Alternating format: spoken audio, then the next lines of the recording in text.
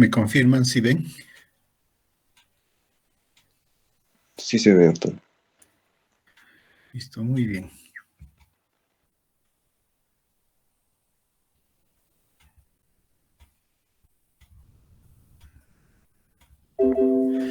Bien, empezaremos este capítulo que tiene que ver con la función renal, que está relacionado con el mantenimiento del medio interno del organismo, debido a que como nuestro organismo es un organismo pluricelular, las células no tienen la posibilidad de obtener del medio externo los nutrientes y finalmente cuando eliminan sus detritos, estos quedan en el medio y alguien tiene o algún sistema debe haber que les provea primero de sus nutrientes y retire también todos los desechos metabólicos que se dan por actividad de la célula, de tal manera que el medio en el cual se encuentran las células esté estable y adecuado para que la célula pueda cumplir su función. Ya hemos hablado con respecto al sistema cardiovascular, que finalmente es el que mueve ese medio interno, que posibilita entonces que haya un desplazamiento del líquido y tanto de los nutrientes que necesita la célula y también retire los metabolitos. Pero lo que hace el sistema cardiovascular es solo distribuir, mover. Alguien se tiene que encargar de eliminar esos desechos y mantener ese medio interno de manera constante y adecuada. Y claro, esa es la función finalmente de los riñones. A eso se dedican los riñones, ¿no? Claro que no es la única función que tienen. De hecho, claro, la excreción de estos productos metabólicos y de las sustancias químicas extrañas, eso es parte de su función, podemos decir la principal, pero también tiene que ver con el medio interno y en dos aspectos, sobre todo. Uno, regular el equilibrio hidroelectrolítico, la composición de ese medio, y segundo, es la regulación de la osmolaridad u osmolalidad, que tiene que ver con la concentración de electrolíticos en ese líquido, ¿no? Ahora, también tiene que ver con la regulación del equilibrio ácido-básico del medio interno. Ahora, por otro lado, también tiene participación en la regulación de la presión arterial. Claro, si tiene que limpiar todo lo que tiene la sangre, es lógico que tenga que tener influencia sobre esa circulación. Por otro lado, tiene que ver con la secreción, el metabolismo y excreción de determinadas sustancias, sobre todo de hormonas, ¿no? Que son las que se van a formar o se producen en el organismo para controlar los procesos, varios procesos. Pero son moléculas activas y se van metabolizando ciertamente, algunos en el propio riñón, pero una buena cantidad es en el hígado y también tienen que ser eliminadas. Y también tiene que ver con la gluconeogénesis, la formación de glucosa a partir de otras sustancias de glucógeno, perdón, a partir de otras sustancias que no son la glucosa. Claro, esta función también la hace el riñón, el hígado, ¿no? Pero el riñón también está involucrado en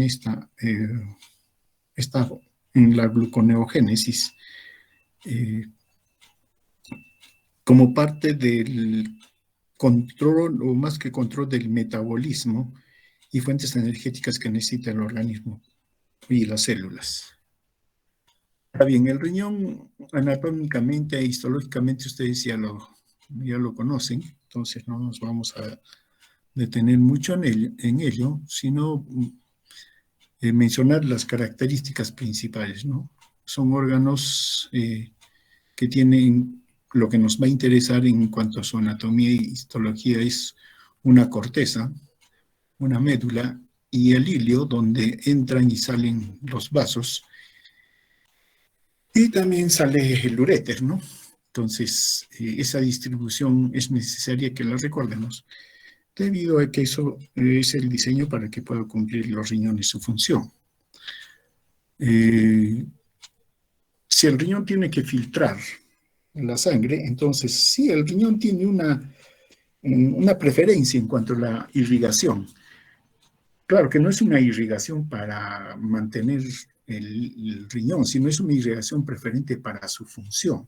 Obviamente también necesita una irrigación para sus propias células y para su parénquima, ¿no? Eso es cierto, pero la preferencia que tiene el sistema circulatorio por el riñón para otorgarle una buena cantidad del gasto cardíaco es debido a su función.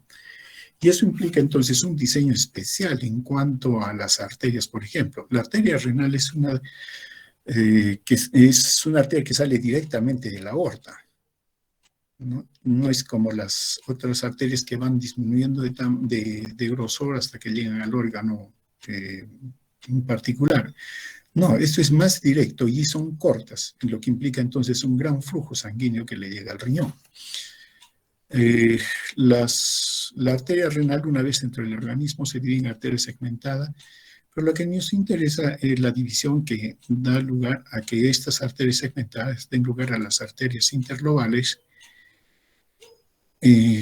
Luego estas van a dar lugar a las arterias arqueadas o arciformes, que también se le llama, y de ellas salen las arterias interlobulillares, ¿no?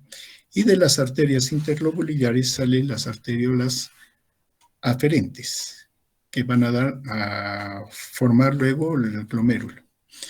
Ahora bien, como mencionamos, fisiológicamente nos interesa el hecho de que los riñones tengan dos partes principales, ¿no? La corteza renal, que vendría a ser esta, y la médula renal. Esto es muy importante, debido a que dependiendo dónde se encuentran las unidades funcionales, que son las nefronas, en caso del riñón, van a tener ciertas funciones específicas. Tenemos nefronas que se ubican en la corteza, entonces tenemos nefronas corticales que están allí. Y luego tenemos las nefronas yuxtaglomerulares que se encuentran justo encima de la médula, de ahí su nombre, ¿no? Entonces tenemos estos dos grupos de nefronas, las nefronas corticales y las yuxtaglomerulares, que vamos a hacer referencia durante la descripción de la fisiología. Usualmente, cuando hablamos de las nefronas, nos referimos a las células yuxtaglomerulares, pero dicho sea de paso, son las menores, en menor número, ¿no? Y tienen todas las, digamos, las partes que solemos describir. Están la arteriola aferente, la arteriola eferente que sale, tenemos el glomérulo que está dentro de la cápsula de Bowman, y de la cápsula de Bowman salen los túbulos, todo el sistema tubular, el túbulo contorneado proximal, el asa de Henle, el túbulo contorneado distal. Aquí hay, ¿no? La mayoría de autores solo considera el túbulo conector, que vendría a ser esto, a la cual varias nefronas se van uniendo, hasta dar el conducto papilar. Pero en esta última parte del tubo contorneado distal, para algunos autores hay una parte conocida como túbulo colector, o túbulo conector, perdón, porque es el colector, el túbulo conector. Esto en razón a que tiene una función específica, ¿no? Que vamos a describirla cuando hagamos justamente las funciones de los túbulos, ¿no? Entonces, para algunos acá hay una parte que se llama el túbulo conector y que va a dar al túbulo colector, ¿no? Ahora bien, como mencionábamos, los riñones, como pueden ver aquí en este cuadro, tienen un gran flujo sanguíneo comparado con otros órganos que también son, digamos, atendidos en buena cantidad con flujo sanguíneo. Los riñones tienen un flujo sanguíneo de 420 mililitros por minuto por 100 gramos de tejido. es largo, si lo comparamos, es larga la diferencia, si comparamos con el corazón que tiene 84, por ejemplo, el cerebro 54, los músculos 3 y la piel 13 mililitros por minuto por 100 gramos de tejido. Entonces sí, acá hay una gran preferencia, un gran aporte de flujo sanguíneo a los riñones. Ahora, miren, si comparamos esto con la tasa de consumo de oxígeno, claro, uno dice, si hay mucho flujo sanguíneo debe ser porque ese órgano necesita oxígeno en cantidad, ¿no? Podría ser uno de los criterios. Pero miren, no es tanto. El corazón tiene mucho más demanda por oxígeno. Y entonces, lo único que uno saca de conclusión de esto es de que, si bien es cierto, le da bastante flujo, no es tanto para su mantenimiento de las células, sino para la función que cumplen los riñones. Ahora bien, como mencionamos, la nefrona viene a ser la unidad funcional de los riñones, ¿no? Sí, están contabilizados las nefronas, no sé en cuánto, 800.000, etcétera, en el ser humano.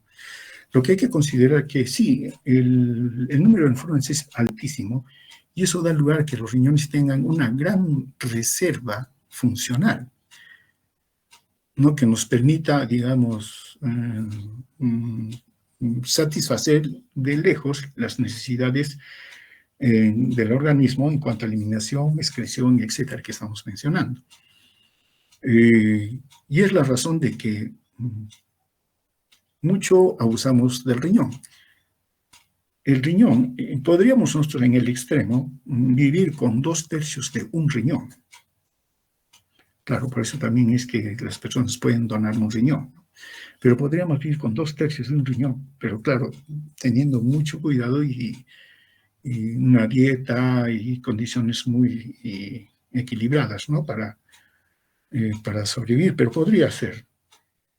Y esto hace de que se utilice el riñón de una manera casi indiscriminada y no sintamos ninguna molestia, sino hasta pasar los años.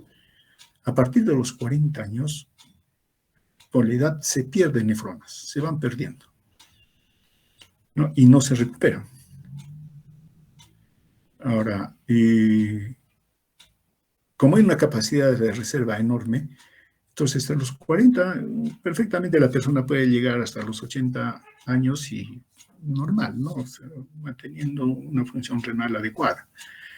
Pero si antes de los 40 hubo problemas, lesiones, maltratos al riñón, de hecho ya hizo uso de esa capacidad renal, de esa reserva renal. Y claro, después de los 40 va a venir necesariamente la pérdida de las nefronas y ya no se va a llegar a los 60, 70 años, ¿no? Y ahí es donde aparecen la mayoría de problemas a nivel renal. Muy bien, entonces hay que cuidar a la nefrona, ¿no? Al riñón. Fisiológicamente podemos dividir a la nefrona en dos partes. El corpúsculo, que en buena cuenta es el glomérulo y la cápsula de Bowman, ¿no? Que como lo conocemos, y el sistema tubular, túbulo proximal, el asa de Henle, túbulo distal, túbulo colector. Como mencionamos, acá todavía hay un túbulo conocido como tubo conector, ¿no? Ahora bien, como mencionamos, mencionamos dos tipos de nefronas, ¿no? Las nefronas corticales, que tienen un asa de Henle corta, penetran muy poco en la médula renal y poseen una red capilar peritubular. Nos olvidamos de mencionar eso, ¿no? Y las nefronas yuxtamedulares, que sí más bien están en el límite córtico-medular, se encuentran aquí, ¿no? Tienen un asa de Henle larga que sí ingresa hasta la médula, incluso hasta la papila renal, y posee una red capilar especializada, conocida como los vasos rectos, que permiten que se cumpla la función, ¿no? Y estos vasos rectos son paralelos a la asa de Henle, pero en sentido contrario, ¿no? Ahora bien, como mencionamos, las nefronas corticales son las más abundantes, corresponden a 7/8 del número total de neuronas. Tienen asas cortas, como mencionamos, y carecen de vasos rectos, mientras que las yuxtamedulares son menos abundantes, 1/8 del total, ¿no? sinuosas largas, y esto con respecto a la tasa de filtración glomerular vamos a conversar después, y poseen vasos rectos, ¿no? Generalmente cuando hablamos de las nefronas nos estamos refiriendo a ellas, pero sin embargo, como ustedes ven, es el menor número que hay, ¿no? Entonces, algo debe pasar para que se dé esto, para este tipo de diseño. Las corticales están en la corteza, asas cortas, penetran levemente, un sistema tubular rodeado por una red capilar de peritubulares. Las juxtamedulares, glomérulos son profundos cerca de la médula, y las asas de Henle grandes van hacia la médula y llegan hasta las papilas. Las arteriolas eferentes van desde el glomérulo hasta la médula, eso es hablando ya de los pasos, y se dividen en capilares peritubulares que van hasta las asas de Henle y forman una red, ¿no? Ahora, esto permite que haya la orina concentrada. Y esto es muy importante. Sin estas nefronas, las juxtamedulares, no podríamos concentrar la orina, porque las nefronas que se encuentran en la corteza no tienen esa función. Ahora bien, finalmente el riñón lo que tiene que hacer es excretar, ¿no? Digamos, los detritus, etcétera, que se producen, ¿no? Y finalmente es su función, eliminar los detritus.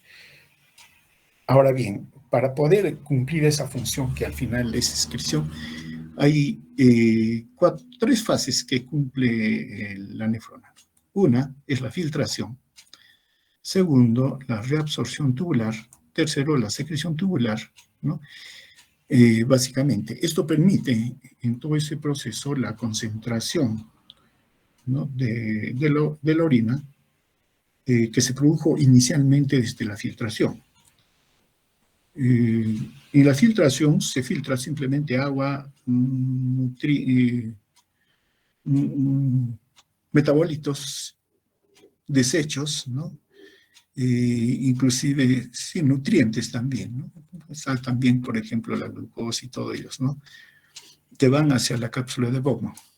Ahora, a esto se agrega la reabsorción, a esto se da la reabsorción tubular de casi todo el agua y los nutrientes que requiere el organismo y no se deben perder, ¿no? Luego viene la secreción tubular, que se agrega desechos adicionales que deben ser eliminados y se eliminan de forma activa desde la sangre. Y bueno, y el otro proceso que se da en todo, en lo que es reabsorción tubular y secreción tubular, es la concentración. Entonces, en buena cuenta, se va a formar la orina, porque eso es lo que forma los riñones, mediante los procesos de filtración, reabsorción y secreción tubular. Y esta es la formación de la orina, que finalmente elimina o permite la excreción de las sustancias que no se requieren en el organismo. Ahora bien, como mencionamos, para que se den estos procesos, de hecho la sangre llega a través de la arteriola aferente, va al glomérulo, y en el glomérulo se da el primer proceso, que es la filtración, ¿no? Luego sale la sangre por la arteriola eferente, y la arteriola eferente va a dar lugar a otro capilar, que son los capilares peritubulares. Y entre los capilares tubulares y los túbulos del sistema tubular de los riñones se van a dar los otros dos procesos, la reabsorción y secreción tubular, ¿no? Esto. Y finalmente se tiene ya la excreción, ¿no? Entonces, cuando uno habla de la nefrona, necesariamente también tiene que hablar con respecto a los vasos. Y estos vasos tienen un comportamiento, un diseño diferente al resto del organismo. Es un sistema porta también, ¿no? Pero doble todavía, ¿no? Porque el glomérulo al final es un capilar. Y los vasos peritubulares también son capilares. Entonces acá hay en paralelo dos capilares para que se pueda cumplir la función, la nefrona. Bien, como hay esos tres procesos que mencionamos, la filtración, la excreción y la la filtración, la reabsorción, la secreción, entonces no todas las sustancias, incluyendo el líquido, el agua, son tratados de igual manera. Porque al final lo que se quiere es eliminar solo aquello que es desecho en el organismo. El filtrado no hace selección, excepto, digamos, en las formas grandes, ¿no?, que vamos a mencionar después. Pero en cuanto a moléculas pequeñas, no hace distinción. Y en muchas de esas moléculas que se filtran están sustancias que sí necesita el organismo. Ejemplo, glucosa, electrolitos, etcétera, ¿no? Entonces, no todas estas sustancias son tratadas de igual manera por el riñón.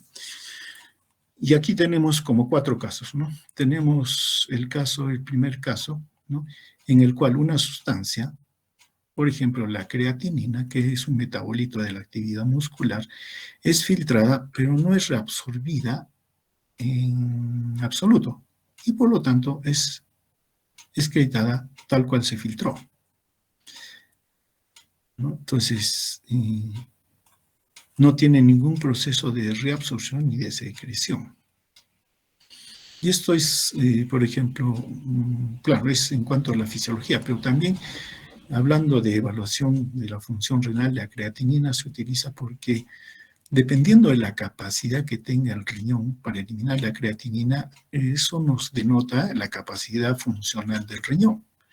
Si disminuye la eliminación de la creatinina, significa que está disminuida la filtración, disminuido las nefronas. Algo está pasando, ¿no? Y por eso que se utiliza la creatinina, ¿no? Esa es, digamos, dada la forma en que el riñón trata a la creatinina. El segundo caso son aquellas sustancias que sí se filtran, pero son reabsorbidas, ¿no? Prácticamente, sí, reabsorbidas, y va a depender de la necesidad que tiene el organismo. Y esto sucede con los electrolitos, como cloro, sodio, bicarbonato, ácido úrico, los uratos, ¿no?, que que el riñón va a manejar de tal manera que se mantengan, por ejemplo, la osmolaridad, el equilibrio ácido-básico, etc., ¿no? La tercera condición, la tercera forma en la cual eliminan o tratan los riñones las sustancias, son aquellas que se filtran y son reabsorbidas enteramente y no se eliminan. En este caso, por ejemplo, tenemos a la glucosa, a los aminoácidos. Sí se filtran, pero no se eliminan en la orina. Y si hay glucosa o aminoácidos en orina, algo está pasando en ese riñón. Hay una lesión, ¿no? Y el cuarto grupo serían aquellas sustancias que sí se filtran y aparte de ser filtradas, también son secretadas por los túbulos. Por ejemplo, también puede ser el caso de ácidos y bases orgánicas, ¿no? El caso del potasio, de los hidrogeniones. Esto es importante a considerar. Entonces, estos son modelos, ¿no?, de cómo el riñón trata las sustancias para mantener la homeostasis interna en el organismo. Bien, entonces empezaremos con la primera fase de la función renal, que tiene que ver con la filtración glomerular, ¿no? La filtración glomerular se da en lo que nosotros llamamos el glomérulo, ¿no?, que no es sino un capilar modificado, y la cápsula de Bowman, que va a dar inicio luego a los túbulos. Ahora, hay toda una estructura aquí que es necesario mencionar. Por un lado tenemos la arteriola aferente, ¿no?, que luego va a separarse, va a dividirse para formar los capilares, y luego de los capilares se reconstituye la arteriola eferente, que es la que sale del glomérulo. Ahora, todo esto está rodeado por la cápsula de Bowman. Ahora bien, entonces, la filtración tiene que darse entre el capilar ¿no? La sangre que está dentro del capilar hacia el espacio o la cápsula de Bowman. Aquí. Entonces tiene que dar a través de esta membrana, la membrana de filtración glomerular, que tendría este esquema, ¿no? Acá está el capilar, acá está la cápsula, el espacio de la cápsula de Bowman, y entonces esta membrana tiene ciertas características que son necesarias, necesariamente deben ser mencionadas, ¿no? Ahora bien, podemos dividir en 3 elementos esta barrera o esta membrana de filtración glomerular. Por un lado, está el endotelio capilar, que es un endotelio específico. Cuando se ha hecho capilares, y sobre todo en los capilares, se describen 3 tipos de endotelio. El endotelio del capilar en el glomérulo tiene una característica especial. ¿Cuál es? ¿Se acuerdan? Hay 3 tipos de endotelios. ¿Aló? Sí, doctor. Sí, Me pregunta, me responde. Es un endotelio fenestrado, lo que implica que tiene fenestras o poros y que tienen un diámetro aproximadamente de 70 a 100 nanómetros, ¿no? Ahora bien, esto posibilita ya una separación. Por ejemplo, todo lo que es células y plaquetas no pueden pasar, pero sí pueden pasar moléculas, incluso hay moléculas de gran tamaño. Ni tanto tampoco de gran tamaño, ¿no? Pero sí pueden pasar, ¿no? Ahora bien, siendo un endotelio fenestrado, permite entonces el pasaje de varias moléculas, pero también tiene otra característica que restringe el pasaje de moléculas, sobre todo que son grandes y que tienen carga negativa. Y es que el endotelio glomerular tiene una proteína, una glucoproteína polianónica, conocida como la podocalixina, o podocalixina, sí, que tiene una carga negativa. Y esto hace entonces que se repela todas las moléculas que tienen carga negativa, entre ellas las proteínas. Porque las proteínas podrían pasar a través de las fenestras, de los poros, pero no lo hacen debido a esta carga negativa. Por fuera del endotelio está la membrana basal, que es sintetizada por las células endoteliales, ¿no?, de los capilares glomerulares. Ahora bien, básicamente la membrana basal está formada por colágeno tipo 4. Y también tiene otras moléculas como la laminina, la fibronectina, el midogen en actina también, y proteoglicanos como el heparansulfato, ¿no? Ahora bien, estas moléculas forman una estructura denominada el protómeros. Y es como una red. Es una red molecular que entonces permite el pasaje de moléculas a través de esta red. Pero también estos protómeros tienen carga negativa y por lo tanto tampoco dejan pasar moléculas que, pudiendo pasar por esta red, por su tamaño, pero la carga negativa los repele. En buena cuenta, lo que estamos viendo entonces es de que tanto en el endotelio como en la membrana basal, una de las barreras para la filtración es la carga negativa que tienen estos 2 componentes, ¿no? Ahora bien, fuera de ellos, ¿no?, tenemos a los podocitos, que vendrían a ser la membrana o la capa visceral de la cápsula de Bowman. Claro, ¿no? La parietal sería la hoja externa y aquí estaría la capa visceral, ¿no? Es haciendo una similitud con pulmones, etcétera, ¿no? Entonces, es la capa visceral. Y aquí están los podocitos. Y los podocitos son células que sí tienen estas prolongaciones a manera de dedos, de ahí su nombre, y que se van a ir entrelazando entre estos podocitos de una u otra célula, ¿no? Pero que van dejando unos orificios, ¿no? Unas rendijas, ¿no? Y que permiten el pasaje entonces de lo que se está filtrando a través tanto del endotelio como de la membrana basal, que finalmente es la filtración, ¿no? Ahora bien, esta capa visceral de la cápsula de Bowman o podocitos también tiene unas moléculas conocidas como el diafragma de hendidura, ¿no? Ahora bien, este diafragma también está compuesto por proteínas. Es una proteína o una película de proteína, ¿no?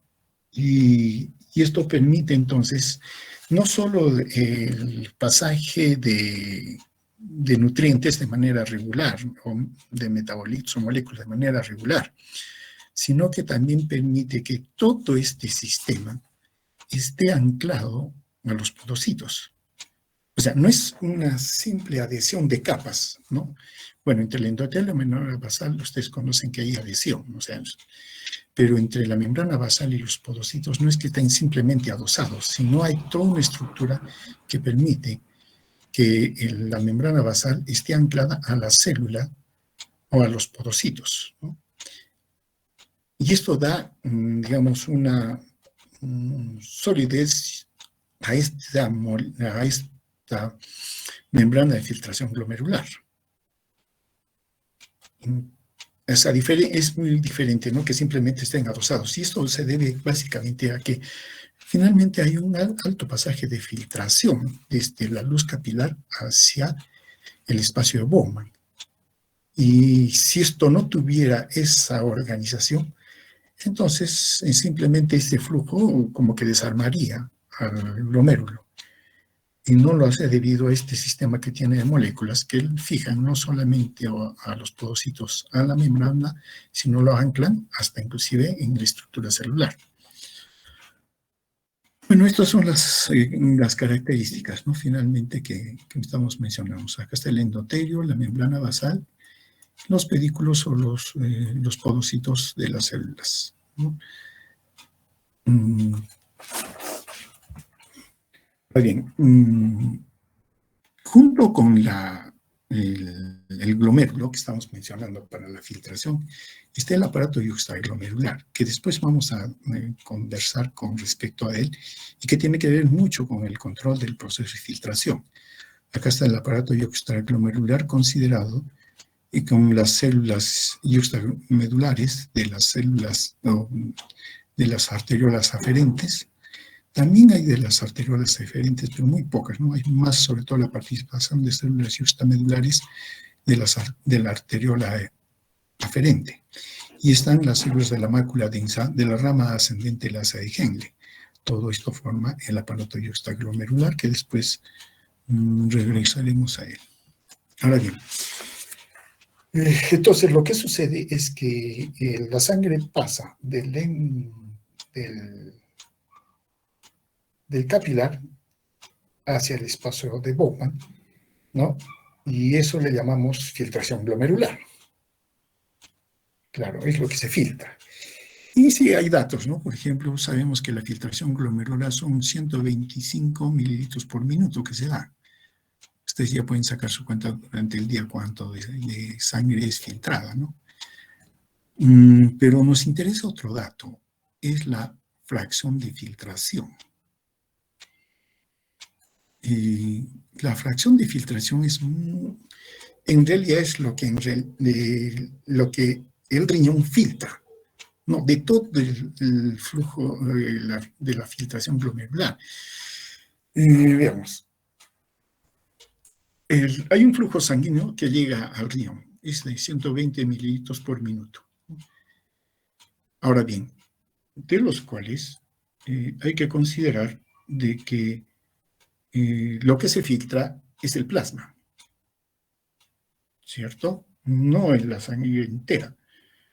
Si tomamos en cuenta entonces al hematocrito, con 45, por ejemplo, por ciento, entonces lo que se filtra es un flujo plasmático renal de 660 mililitros por minuto. Eso es lo que se filtra, ¿no? Ese es el flujo plasmático renal, es lo que está llegando al riñón. Entonces, al riñón llega 625 a 660 mililitros por minuto de plasma, y eso es flujo plasmático renal. Pero está filtrando, pero en total se está filtrando 125 mililitros por minuto, que es la filtración glomerular. Entonces, hacemos una división entre la filtración glomerular y el flujo plasmático renal, nos da la fracción de filtración, y es aproximadamente de 0.2, o un 20% si quieren, ¿no? Entonces, la fracción de filtración, ya redondeando, es 0.2, 0.19, 8 y tantos es, ¿no? Que viene a ser finalmente el ultrafiltrado glomerular, que es glomerular. Bien, entonces, acá hay un filtrado, ¿no? Nos interesa la fracción de filtración, eso después lo vamos a ver, pero nos interesa saber por qué se da la filtración glomerular. Y para eso solo tenemos que recordar las fuerzas de Starling. Y ustedes también conocen las fuerzas de Starling. ¿Cuáles son esas fuerzas?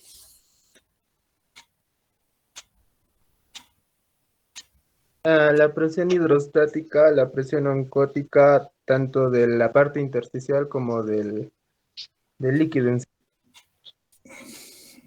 Tenemos que ser más específicos. Claro, están las dos, la presión hidrostática y la presión coloidosmótica, ¿no? Listo. Hasta ahí vamos bien, pero acordémonos, estamos en un capilar, porque eso es el glomérulo. Un capilar modificado, cierto, pero finalmente es un capilar, entonces sí va a haber una filtración. Y es más, no hay intercambio. No es que de la cápsula de Bowman pase algo al glomérulo, no, o sea, solo es salida. Entonces eso hace que las fuerzas de Starling tengan cierta, no cierta, sino sean más específicas para que se dé el filtrado. ¿Cuáles son esas fuerzas de Starling?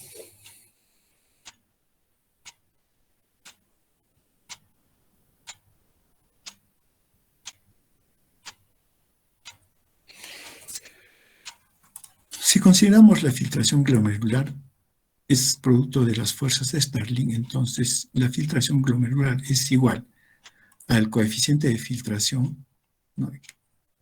Claro, eso es una particularidad de la membrana de filtración, multiplicado por la resultante de las fuerzas de Starling. Ahora, en las fuerzas de Starling tenemos la presión hidrostática. En este caso tenemos la presión hidrostática del glomérulo y de la cápsula de Bowman. Claro que se opondrían, ¿no? Para que pueda salir el líquido, la presión hidrostática del glomérulo hace que salga hacia afuera, pero la presión hidrostática de la cápsula de Bowman más bien va en sentido contrario, entonces le restaría, ¿no? Tenemos la presión coloidosmótica del glomérulo y la presión coloidosmótica de la cápsula de Bowman.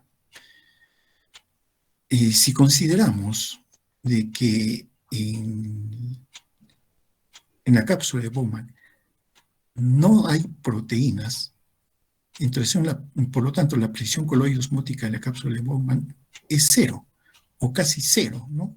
Claro, porque hay otras partículas pequeñas, como los electrolitos que sí pueden crear una presión osmótica.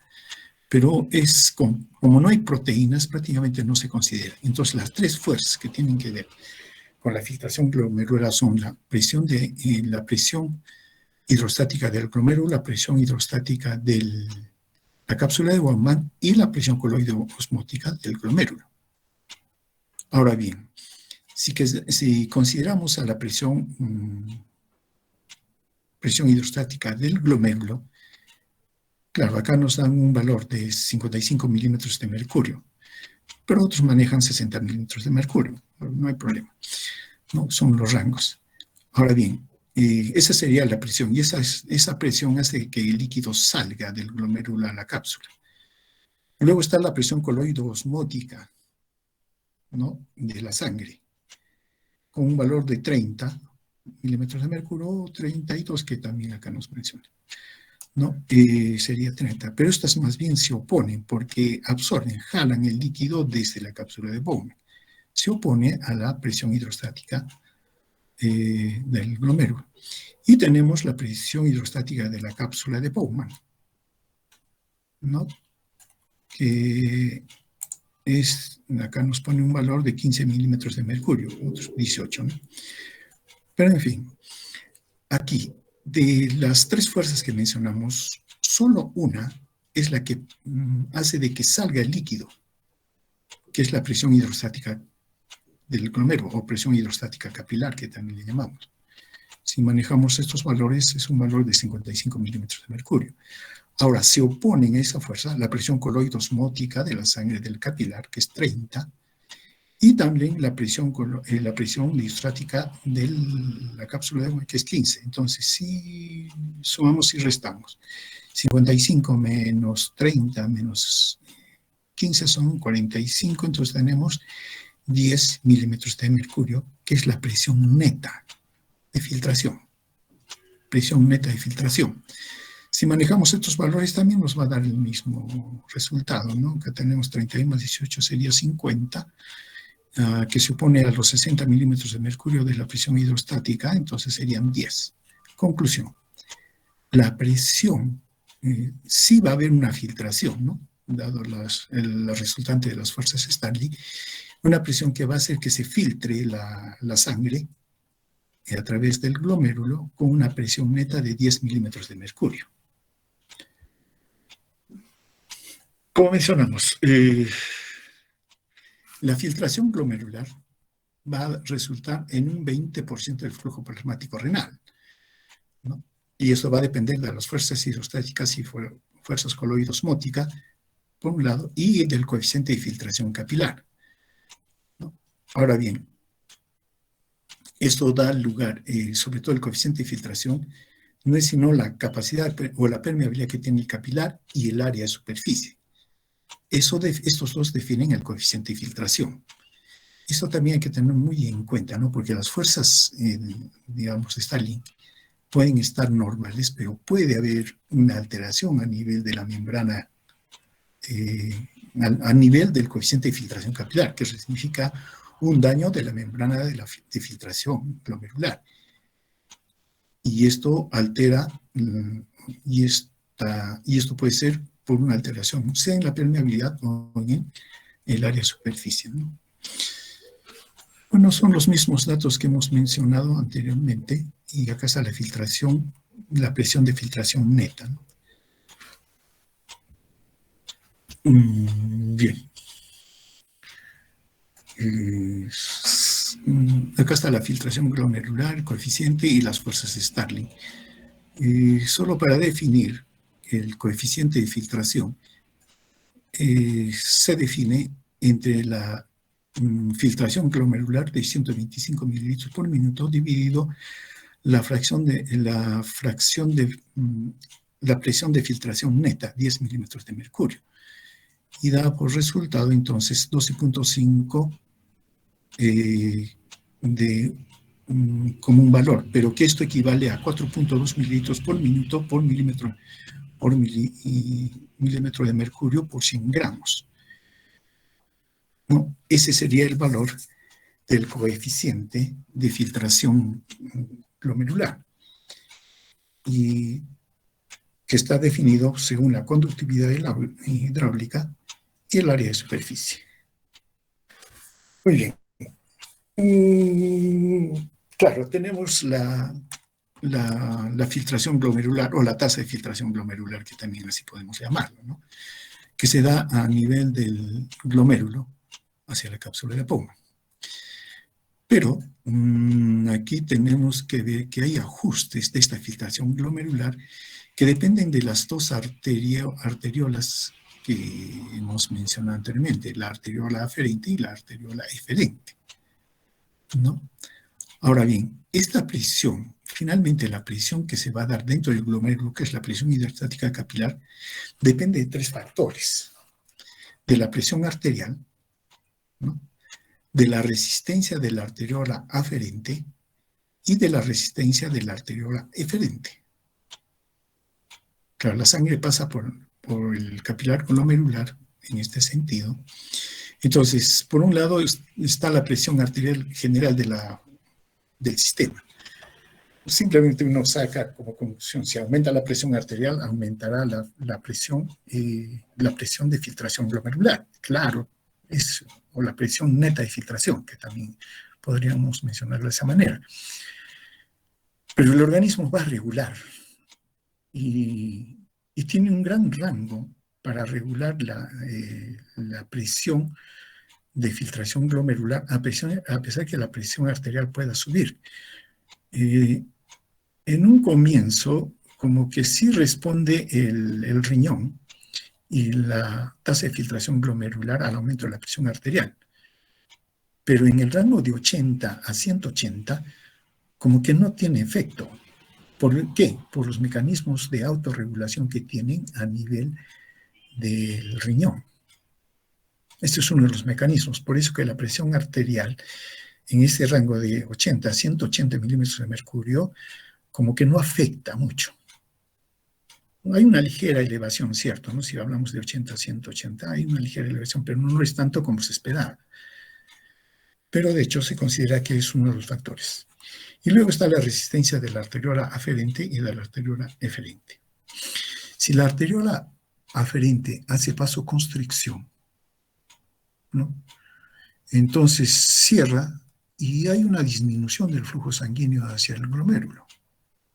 Y si hay menos flujo sanguíneo en el glomérulo, entonces la presión hidrostática glomerular disminuye, o la presión sanguínea glomerular del capilar glomerular disminuye. Y eso hace que disminuya la presión neta de filtración. Y si disminuye la presión de filtración, la presión neta de filtración, disminuye la tasa de filtración glomerular. Ahora, si la arteriola aferente más bien hace vasodilatación, entonces va a haber un incremento del flujo sanguíneo hacia el glomérulo. Esto va a aumentar la cantidad de sangre en el glomérulo, y lo que va a haber entonces es un aumento de la presión sanguínea o la presión del capilar glomerular. Y eso aumenta la presión neta de filtración, y por lo tanto la tasa de filtración glomerular aumenta. Estamos hablando solo de la arteriola aferente. Bien, entonces ya con eso uno se va dando cuenta que hay ajustes de la filtración glomerular y de la tasa de filtración glomerular. Y esto se puede ver comparando, por ejemplo, por un lado, la tasa de filtración glomerular, que está aquí, y la resistencia de la arteriola, en este caso eferente. Nos iremos a la aferente primero, ¿no? Tenemos la tasa de filtración glomerular, y aquí tenemos la resistencia de la arteriola aferente.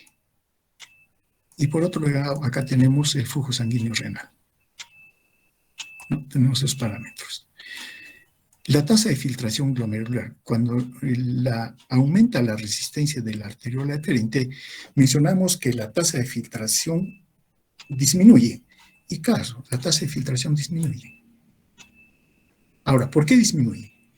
Por dos razones. Uno, porque disminuye el flujo sanguíneo renal. Claro, acá está aumentando la resistencia de la arteriola aferente. Se va cerrando, entonces el flujo sanguíneo renal disminuye. Y también disminuye la tasa de filtración glomerular.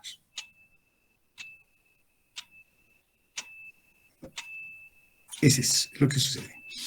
Ahora, ¿qué sucede con la arteriola eferente, que está al otro lado? Es la de salida. Si comparamos la arteriola eferente, la resistencia que hace, acá aumenta la resistencia de la arteriola eferente, Acá está la tasa de filtración glomerular, que está en rojo, y acá está el flujo sanguíneo renal. Claro, si la arteriola eferente va cerrándose, va a haber mayor resistencia. Y por tanto, el flujo sanguíneo renal disminuye. Claro, no lo deja salir, ¿no? Y como dice, el flujo sanguíneo renal va a disminuir también, porque no puede pasar. Pero, ¿qué sucede con la tasa de filtración glomerular? La tasa de filtración glomerular más bien aumenta. Claro, porque está haciendo resistencia aquí, a este nivel, ¿no? A este nivel. Este no ha hecho vasodilatación, se lo considera normal, pero está haciendo resistencia acá. Entonces, la sangre que está llegando no sale. Y eso va a aumentar, eso va a hacer que la presión del capilar glomerular aumente y por lo tanto la tasa de filtración glomerular aumente de manera general. ¿Ya? Pero vamos a ver que hay algunos detalles al respecto. Listo. Entonces, esos son ajustes que se dan a nivel renal, ¿no? Y que forman parte de un mecanismo de autorregulación propio del riñón. El riñón, haciendo estos ajustes entre la arteriola aferente y la arteriola eferente, hace ajustes en la tasa de filtración. Por eso que el riñón puede funcionar sin necesidad de inervación. Inervación sanguínea, digamos, puede funcionar, ¿no? No necesita. Y porque tiene un mecanismo propio de la filtración glomerular, a través de la vasoconstricción o vasodilatación que hace tanto con la arteriola aferente como la arteriola eferente. Pero lo que nos interesa es la presión neta de filtración, o la presión de filtración neta, como quieran llamarlo, ¿no? Porque al final esa es la fuerza con la cual se puede o se da lugar a la filtración. Este es un diagrama. Acá está el largo del capilar glomerular. Acá está la presión dentro del glomérulo, ¿no? ¿Qué va sucediendo? En cuanto la sangre o el plasma es filtrado en su camino, en su recorrido a lo largo del capilar glomerular, lo que sucede entonces es que sale líquido. Y lo que va resultando luego, como sale el líquido, va aumentando la concentración de las proteínas. Entonces aumenta la presión coloidosmótica. Y eso va a hacer entonces que la presión neta de filtración a lo largo del capilar glomerular vaya disminuyendo.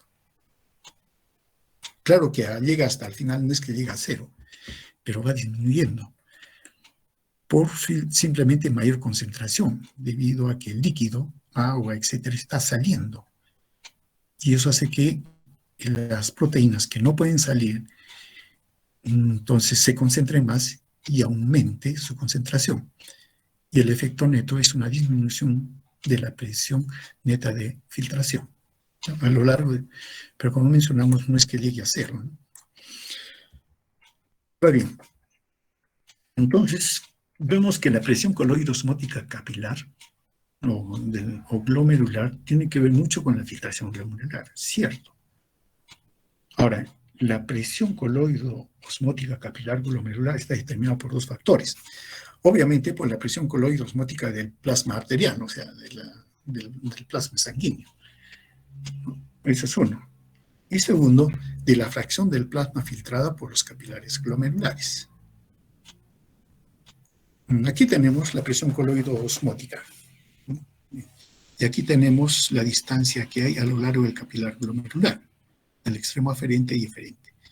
Mencionamos de que como va pasando una cantidad de plasma, está siendo filtrada, el ultrafiltrado está pasando al cápsula de plasma, se concentra y por lo tanto la presión coloidosmótica aumenta. Eso dentro del rango normal.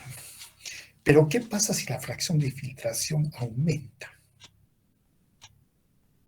Si la tasa de filtración, si la fracción de filtración aumenta, entonces la presión coloidosmótica aumenta, porque se concentra más.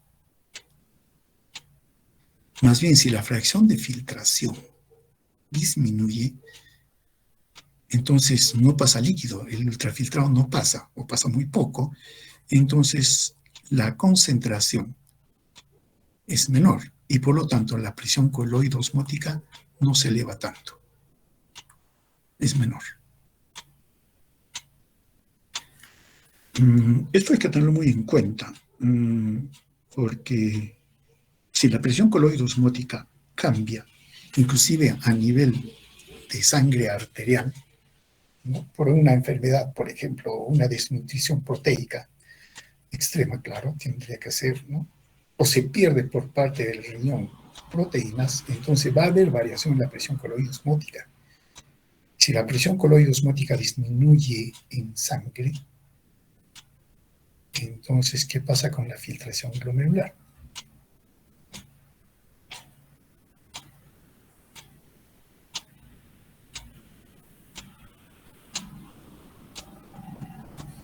Claro que va a haber otros problemas, ¿no? En otras partes del organismo. No es que solo el riñón esté dañando, pero ¿qué pasa con la filtración glomerular?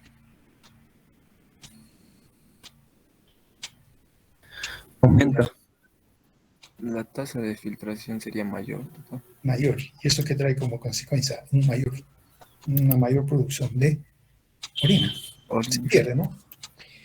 Se pierde la orina y con ello se pierden muchas cosas, ¿no? Y el riñón no puede cumplir su función. Bien, ahora bien, vámonos en ciertos casos para definir la filtración glomerular. Tenemos la fracción de filtración, que está definida por la relación entre la filtración glomerular o tasa de filtración glomerular y ¿qué cosa es esto? ¿Se acuerdan qué es esto?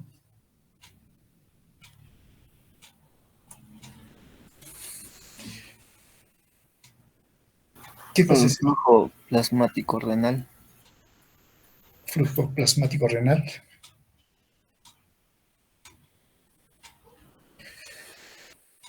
Sí.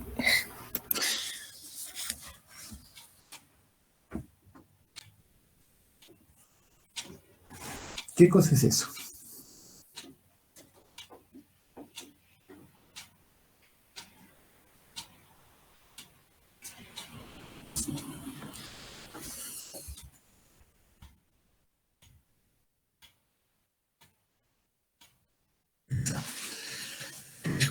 Plasmático renal. No. Muy bien. Ya.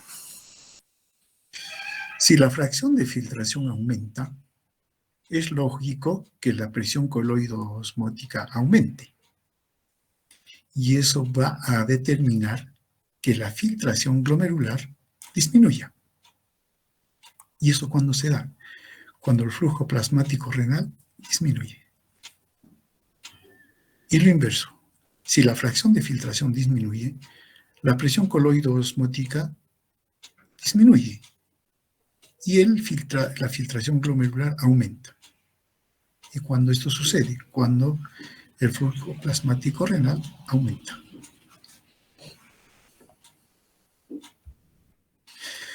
Bien, entonces, hablando de lo que es la filtración glomerular,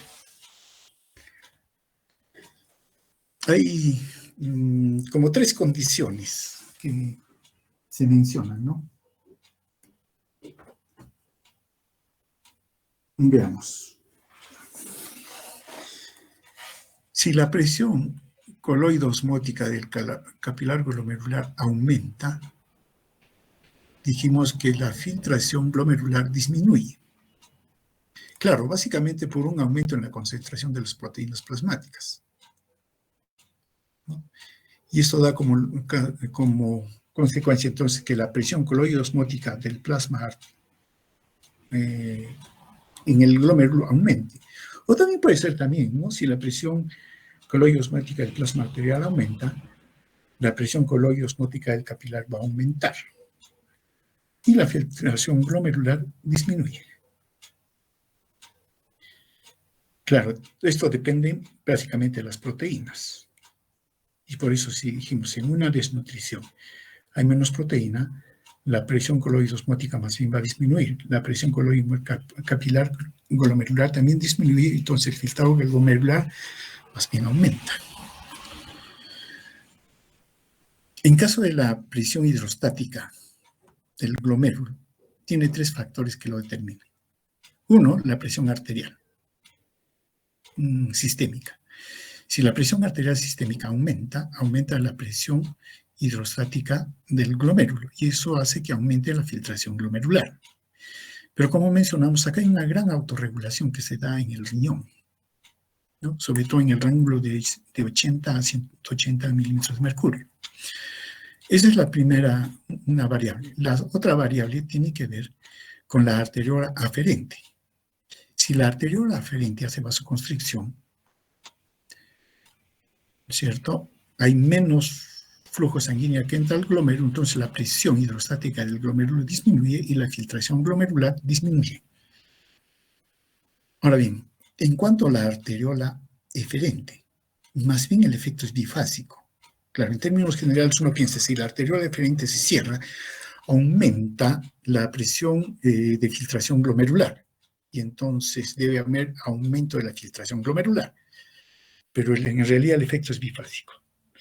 Cuando los niveles de vasoconstricción de la arteriola eferente son moderados, sí, hay un aumento de la presión hidrostática en el glomérulo, pero que se considera ligero.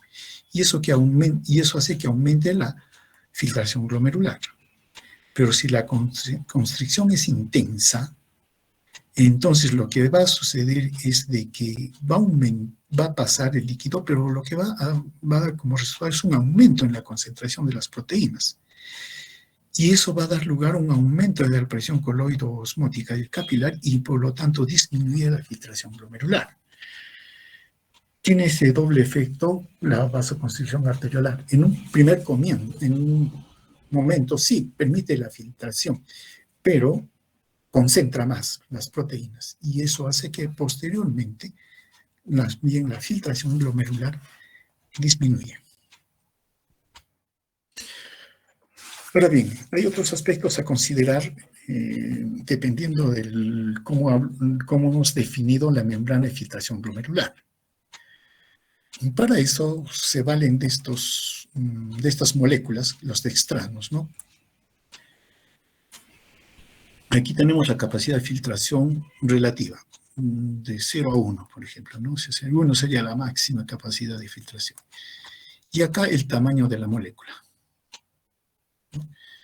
Bien, está en Armstrong, creo que sí.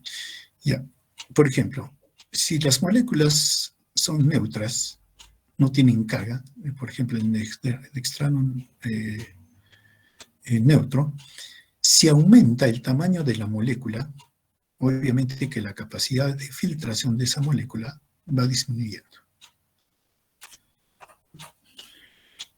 Ahora, si el dextrano es policatiónico, o sea, tiene cargas positivas, ¿no?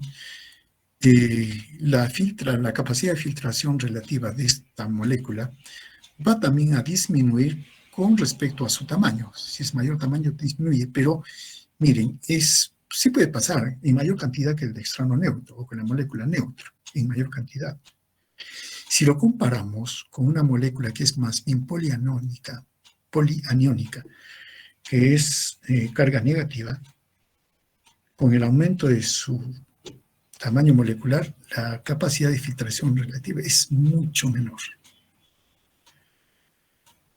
Y esto nos explica por qué proteínas que están en el organismo, incluyendo la albúmina, que sí por su tamaño puede pasar a través de las fenestras, no pasa. Es más bien por la carga eléctrica. La albúmina sí puede pasar, si consideramos su tamaño, y de la albúmina y los poros o las fenestras en este caso, y sí puede pasar, ¿no? Entonces, ¿pero por qué? Es por la carga aniónica que hemos mencionado. Muy bien. Démosles una mirada a lo que es el aparato yuxtaglomerular, ¿no? Está formada por las células yuxtaglomerulares, ¿no? que forman parte de la arteriola aferente y muy poco de parte de la arteriola aferente, ¿no? Estas células secretan renina. Y secretan renina cuando hay un descenso de la presión sanguínea en la arteriola aferente, aquí. Cuando disminuye la presión aquí, entonces estas células secretan renina. También por acción de los receptores beta 1 cuando la presión sistémica disminuye. Entonces acá hay receptores beta 1,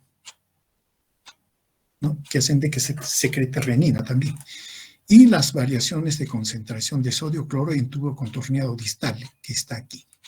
Para eso es la mácula densa, ¿no? Ellos detectan la cantidad de cloruro de sodio.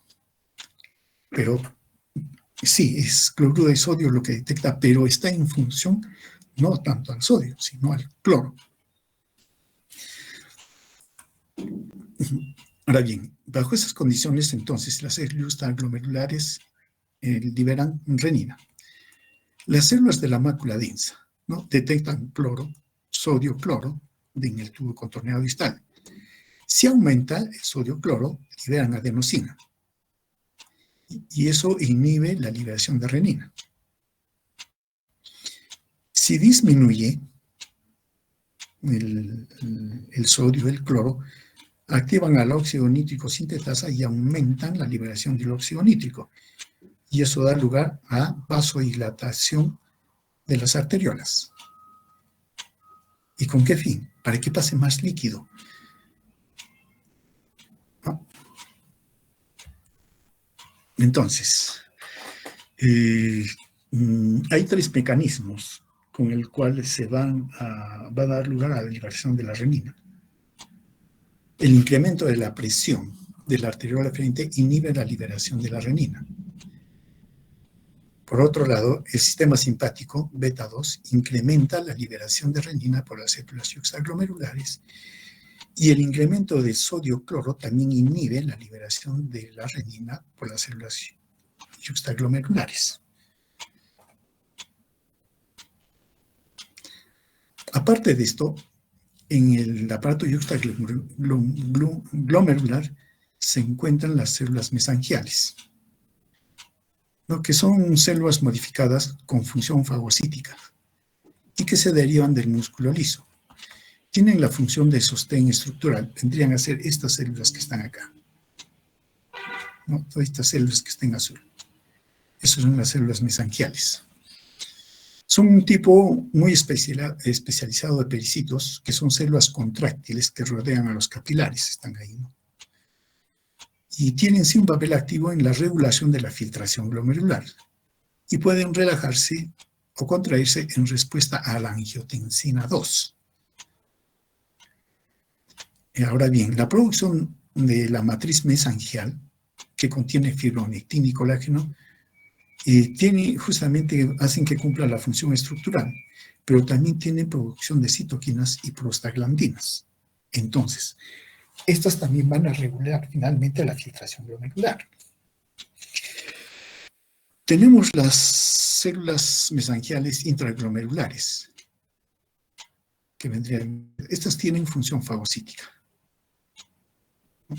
Más bien las células mesangiales extraglomerulares tienen conexión con la mácula densa, que está aquí, ¿no? Y las células mesangiales intraglomerulares, que son sensibles a la angiotensina 2, y también al factor natriurético atrial.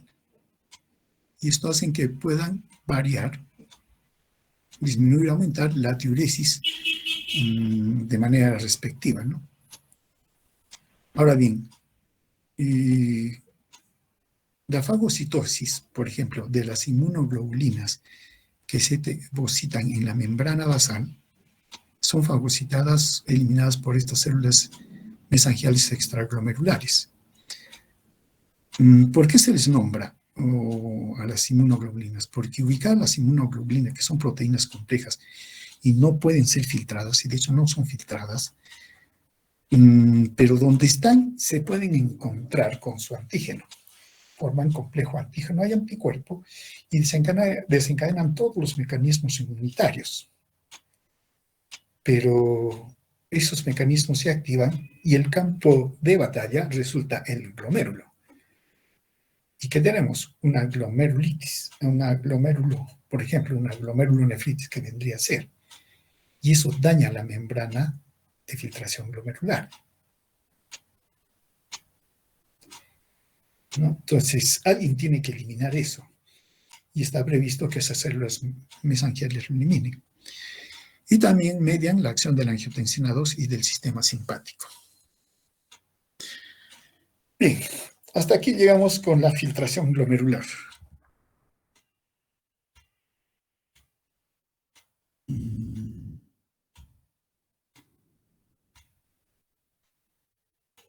¿Alguna pregunta?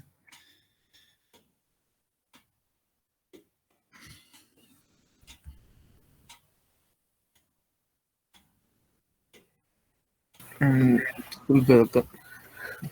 Sí. Había un gráfico más atrás, creo, donde había una vasoconstricción o vasodilatación de la arteriola eferente o aferente. La siguiente creo que. Ahí, doctor. En el gráfico de arriba, donde hace referencia a la arteriola eferente, justo cuando mencionó, o sea, cuando hay una leve elevación de la leve vasoconstricción, ¿no?, de la arteriola eferente, le puede aumentar, como se ve en el gráfico, la tasa de filtración y el flujo sanguíneo, pero como se ve también disminuye. Y disminuye, doctor, hasta volver a sus rangos normales, ¿o cómo sería? No llega a los rangos, porque está ya en un nivel alto. Claro, está ya en un nivel alto, y entonces pero empieza a bajar. Claro, no es como esta que baja, disminuye, ¿no? Enteramente. Claro, uno espera que esta curva sea así. De esa manera sea la curva. Claro, pero ¿qué resulta? Que no es así. Rápidamente sí aumenta, ¿no? Y supuestamente debía seguir aumentando, pero no, más bien empieza a disminuir por el aumento de la presión coloidosmótica del contenido del plasma que está en el glomérulo, ¿no? Entonces no llegaría, ¿no?, a sus valores normales, pues. Sí, no llega. Cuando nos estamos refiriendo es esto, ¿no? Primera fase, aumento, sí aumenta y es lo que se espera, pero no es un aumento continuo, sino que después empieza más bien a disminuir. Pero no es que llegue acá abajo, ¿no? No, tampoco es así. Ok, gracias.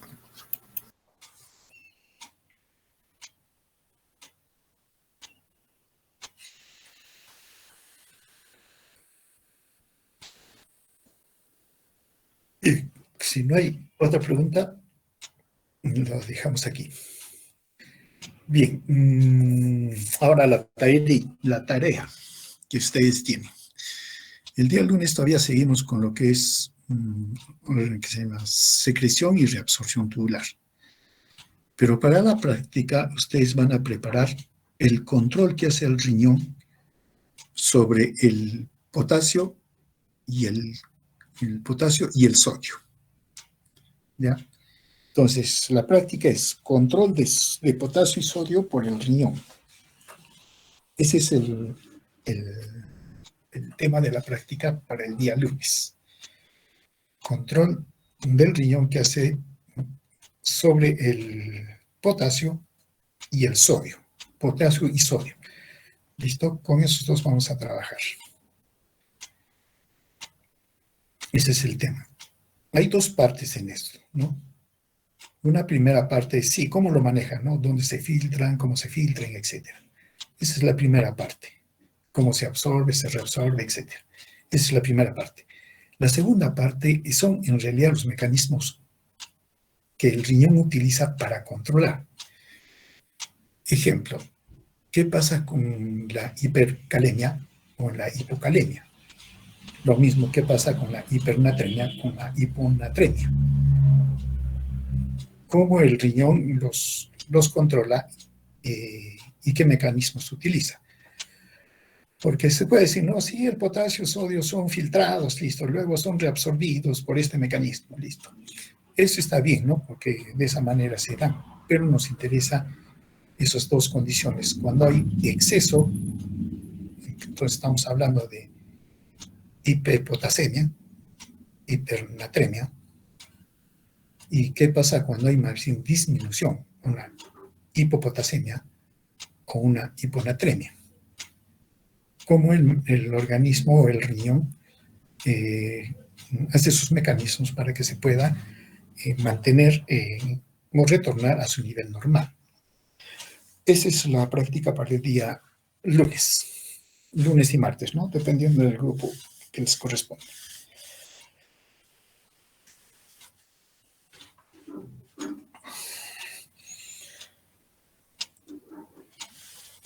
Bien, entonces, no teniendo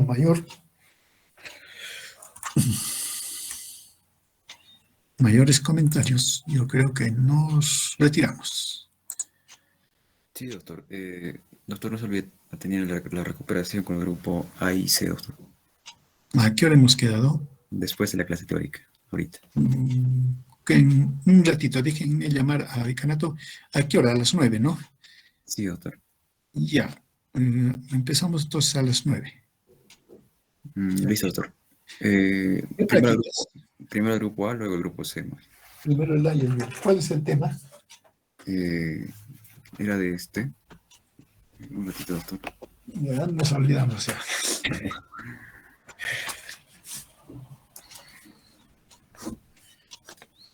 Ya. Proporción de mezcla de los alimentos en el tubo digestivo, doctor.